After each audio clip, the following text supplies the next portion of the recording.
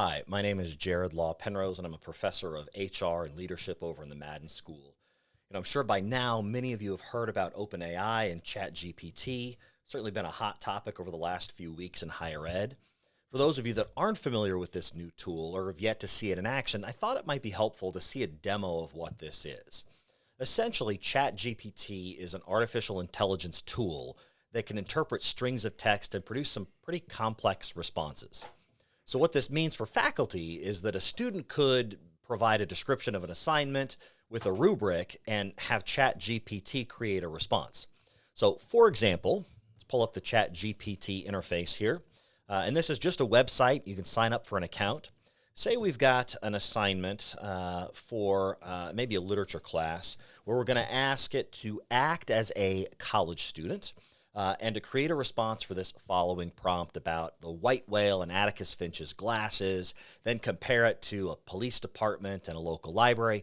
Oh yeah, and also add a personal reflection component. We hit enter, and right away it gets to work generating a response for that essay-based assignment. Now what you'll notice is it is iterative. It is not necessarily new creative content. It's pulling on information that it has available to it to predict what a college student might write for this particular statement or for this particular assignment.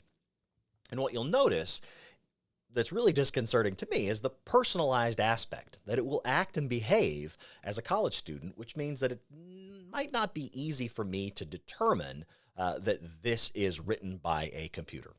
So this is what ChatGPT looks like. That's the interface for it. And when I started looking at this tool and what it can do in the assignments in my particular classes, right, HR and leadership classes, I was really astounded. So it might not be able to create A-level work, but it was pretty successful at producing some passable work. So I've been thinking lately, what does all of this mean? Right? So in the words of Walker Percy, it's probably now easier than ever to get all A's and still flunk life.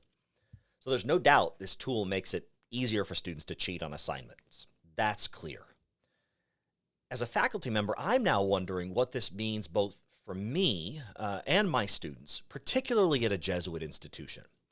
So a tool like ChatGPT offers some clear concerns. But as I think about it, it maybe offers some opportunity to think about how I might use it to improve my teaching and to integrate it within our classrooms to help students connect belief, knowledge, and behavior as we help to prepare them for a life beyond the Moyne. So I'm choosing to look at this new technology with an exciting outlook on it, albeit with a realistic eye toward how students might abuse it.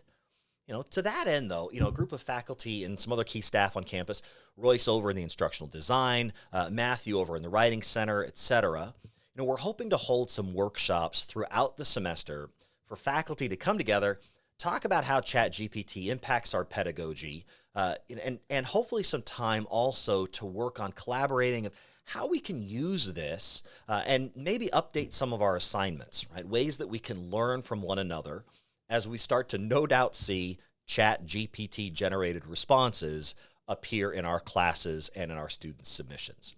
So we hope to be in touch in the next few weeks with some workshop dates. But until then, wanted to let you know what this is and invite you to think about how we can use this and integrate this within our teaching, particularly from the Jesuit Ignatian pedagogy perspective. So more to follow, more coming.